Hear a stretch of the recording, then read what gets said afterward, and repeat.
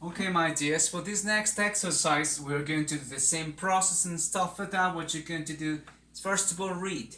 Calculate empirical formula from sample containing those percentages. Whenever you're running some analysis, if you're working for CSI, if you're a scientist working there, you will have to analyze the different samples of blood, drugs, whatever it is, in order to find out which kind of formula was present there. So the most important thing here, you're going to find is since you receive the percentages from any kind of machine that gives you the percentage of each element present in the sample, you're going to assume the percentages are grams. So that's step number one. So then you're going to have then 22.6 grams of carbon.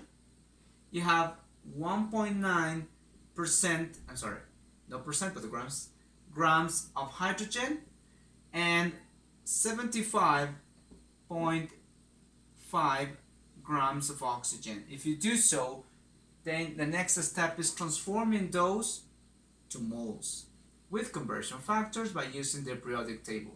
So 1 mole of carbon in the periodic table you're going to find is 12 grams of carbon, right?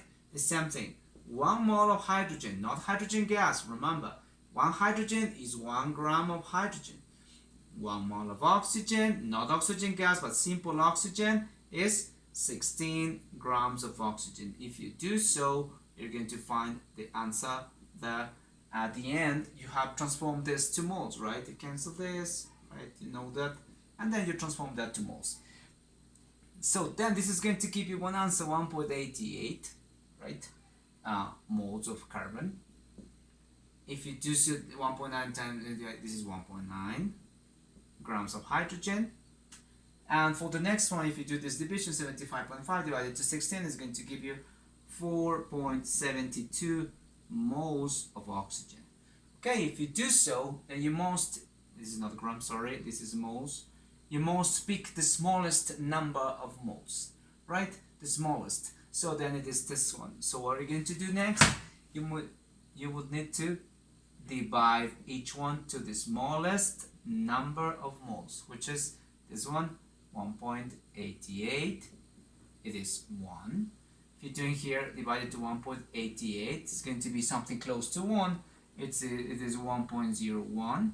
If you divide this to 1.88, it's going to give you, in this case, 2.51. 2.51. See what I mean? Okay.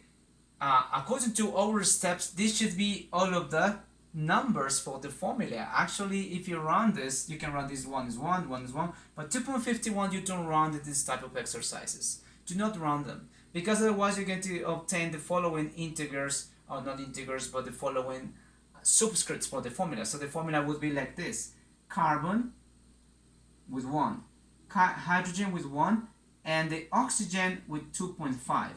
So that's impossible to happen. We do not have formulas in this way. What you need to do is, this must be multiplied times a what? Times an integer. What is an integer? If you watch the previous video, you're going to see that it is a number that must be multiplied times all of the formula in order to obtain wholes. So if you analyze that chart I gave you, then you're going to see that the only way I could obtain a whole in here is by multiplying this times the integer 2. But if you multiply this times 2, so all of it times 2, all of it times 2. So times the integer. So in this case, if you do so, you can define 2 times 1 is 2, 2 times 1 is 2, and in here is going to be 5. So the real empirical formula for this one was this: C2H2O5. Okay? Paying attention to that. Just remember the way we process and stuff like that. I hope you enjoyed the class. It's not that simple, just following the process. Okay? That was it.